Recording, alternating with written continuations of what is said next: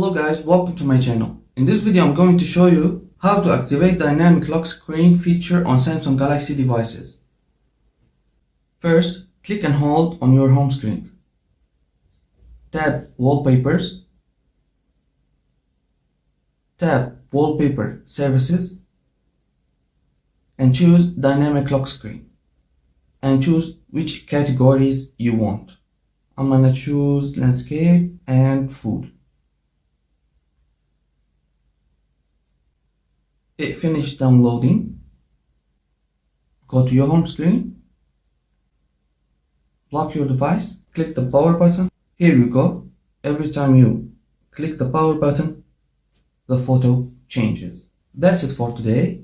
If you like my video, hit the like button and please don't forget to subscribe and tap the bell icon so you get notification every time I upload a new video. Thanks for watching. See you in the next one.